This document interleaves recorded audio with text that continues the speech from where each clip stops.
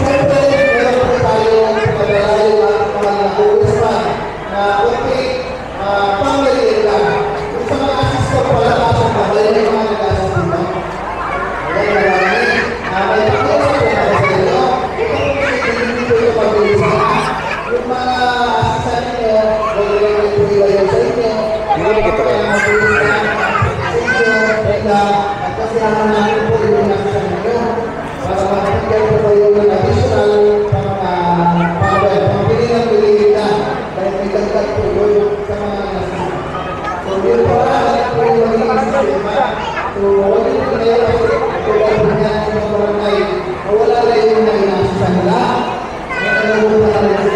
Pero sana dito, para mas maganda, huwag na po ilayo. So, yan ha, may mga putigo, may mga gayahan, parang wala pa na ilalagay, may parang malaking tapulit kami, pero hindi na rin kayo magkakamali.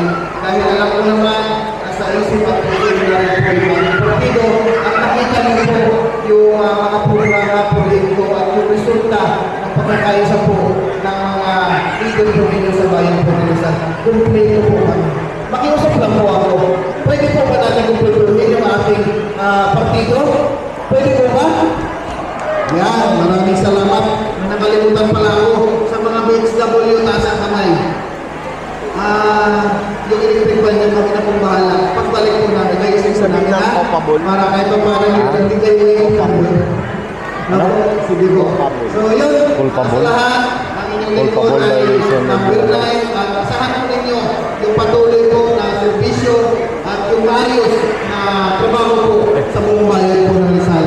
Yun po no, SPDLU po, number 9. Tanong ko lang po, yung asisan ko wala dito kasi ito nag-aaral man kasi doon sa Rizal, hindi nakauwi. Yung anak ko. Wala. Hindi pwede. Ano sila si Ayasis, wala sila. Ikaw lang mag-check ka lang. Sa akin lang. Maghila ka na lang dyan ng iba pwede asisan. Hila ka na lang dyan ng iba na pwede asisan. Practice na. Takinan to. Natutay niya kasi ako kanina pa, di ba? Kumain ka na dito. Tapos na rin. Nauna lang ako.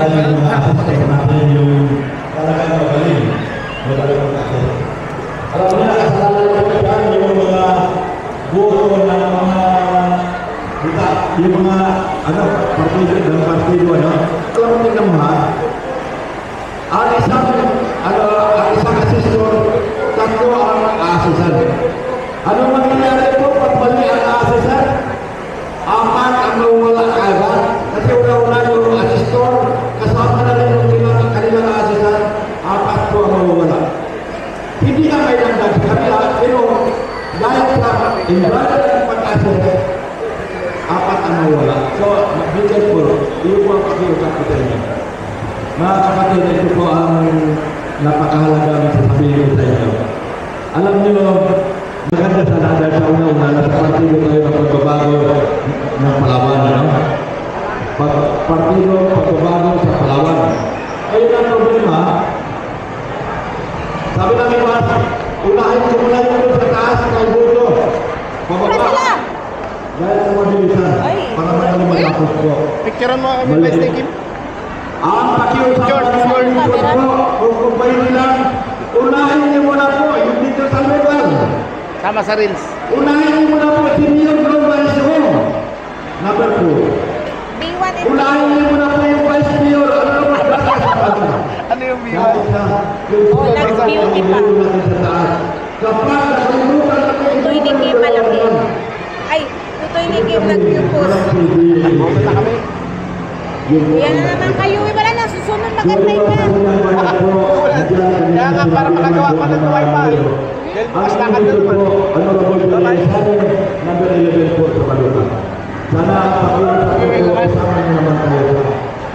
Kahit po hindi makunin naman sana, may sama niyo po tayo. Para ipagpatuloy natin po yung programa.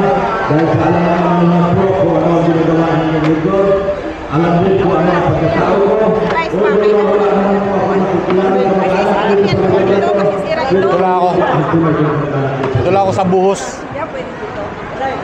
Lagi ko po ang itinulungan sa inyo. Alam nyo, ako po ay mayroon na rin ay mayroon sa mga experience sa barangay ko. Alam niyo po ang tulong ako po ay tumakbo bilang sa kapitan ay nasa 800 plus.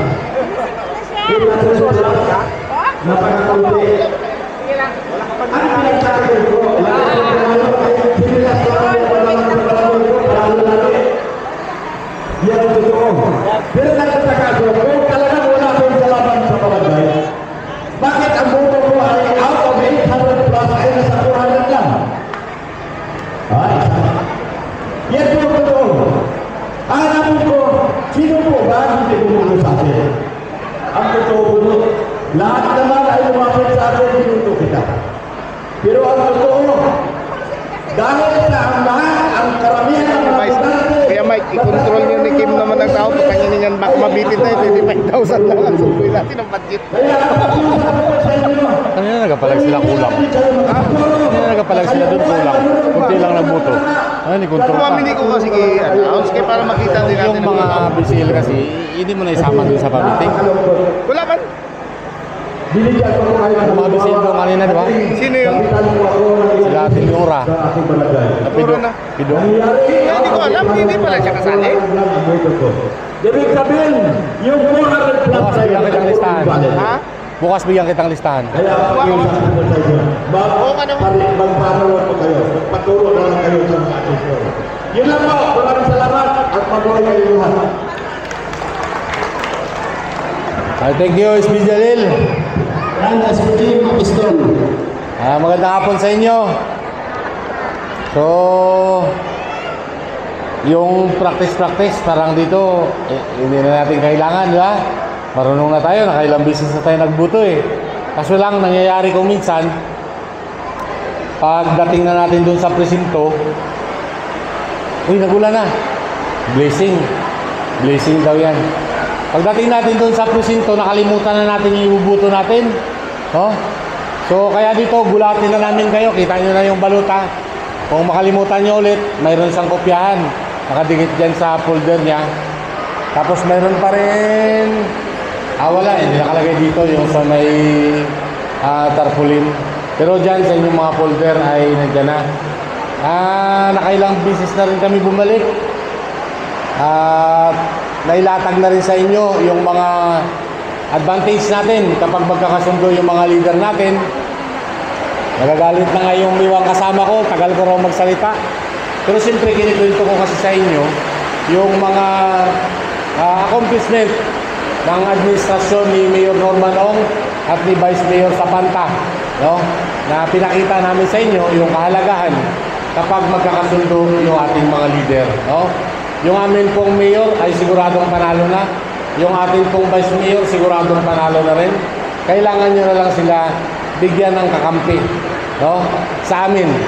Kaya ito pong grupo na ito ay pinili na ni mayor at ni vice mayor na talagang sigurado makakakampi natin para mas marami yung accomplishment natin, no? Yung mga binanggit ko sa inyo nakaraan, nag-usap din tayo dito, mga accomplishment, mga proyekto ng ating bayan, no? Na hindi na yung pangako ng politikong tatakbo sa eleksyon, kundi ginawa na, no? Ginagawa na, no? Tapos na yung iba. Kaya kung gusto nyo po yung tuloy-tuloy na mga accomplishment katulad ng kinikwento ko sa inyo nakaraan, huwag na tayong bumalik doon sa panahon na kung saan-saan tayo kumukuha na grupo ng ating mga leader. Pagdating doon sa munisipyo, hindi magkakasundo dahil hindi pare-pareho yung kanilang pananaw, no? Kaya ang labas, barya-barya lang yung mga proyekto na kakarating dito sa atin. Pero itong administrasyon na nagkakasundo, umaabot ng mahigit 700 milyon yung proyekto sa administrasyon lang na ito. Narinig nyo pa ako dyan? Wala na, hindi na sila marinig. Malakas masyado yung ulan, no? Pero blessing pa rin, no? Lalo na sa mga magsasaka. Kasi yung ibang mga pananim ngayon namamatay na, no? So, yan, practice lang tayo. Yung mga kasama ko, nagbigay din ng paalala kung paano natin gawin ng tama yan. Magsasalita pa rin mamaya yung ibang kasama. Ako, umangin na. Para bigyan pa kayo ng paalala para magawa natin tama. Kasi kung nagkamali tayo, may valid yung boto natin, sayang yung panahon natin. Sayang yung panahon natin na palagi tayo nag-uusap-usap dito, nagkukwentuhan tayo. Sayang yung oras nyo magpila doon sa mga presinto, no? Kaya sana, ngayon, pwede pa tayo magkamali. Doon kasi, pag sa presinto na, pag nagkamali na tayo, hindi na raw tayo bibigyan ng panibagong baluta, no? Kaya may praktisan tayo dito. So, yan lang po. Alam niyo na rin yung mga numero ng aking mga kasama, nila mayor, nila vice, no? So, meron din tayong kopyahan dyan sa folder. Yun na lang muna, no? Para makabawi-bawi naman yung mga kasama ko kasi akong palaging mahabang sinasabi. Team Apostol po, number 1 sa inyong mga balota. Maraming salamat at magandang hapon. Yan, palakpakan natin, Let's Begin. Apostol number 1 sa balita ngayon. Pakinggan natin, Kapitán Raul Badenas.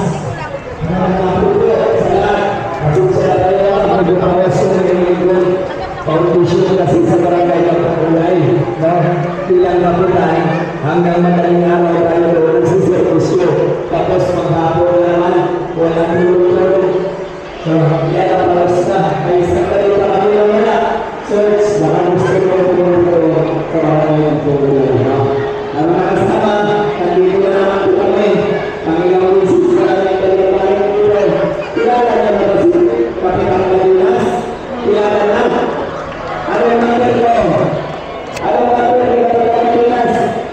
Ayan, number 3. Siyempre, itanigod namin yung punta namin dito para makapiliwalas namin yung ating mga kandidato at yung mga modelo.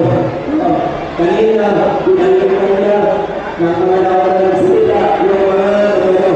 Ngayon, banggitin ko lang kung alamin ko lang kung alam nyo kung sino yung mga kandidato natin. Sino yung kandidato natin sa gobernador? Sino? Ami. Alvarez. Sino? Ano natin? Number 1. Sa vice gobernador. Sino? Ken. Kung sino lang. Ken. Number 2. Ken. Sa Congressman. Ken. Sino? Ken. UCA. UCA natin. Ano yung puto? Huwag tayo Puto. Kaya isa lang. UCA natin. Saan binili yan? Sa ating pwede. Bukas Apat lang, apat. ice cream. Ha? Bukas. Apat ang Kasi meron pwede. tayo dito. Ha? Dito kami. Sabi ko Hindi kita maintindihan. bukas. Ano na? Ayos. Number 7. Send ko na lang sa'yo. Di tingnan yung misis ko sa'yo. Wala kang sheet. Picture na lang i-screenshot ko tapos send ko sa'yo. Hirap naman yung printer na Oo, sige. Sige. wala kasi sheet. Kailangan ko na download pa doon kung i-open ko siya. Ita-download pa. Dami ka nang dito sa akin. Isa. Sino? Sino ang upo? Mayor Norman Iso. Sa vice, ilan yung pulutuloy natin? Isa. Isa lang.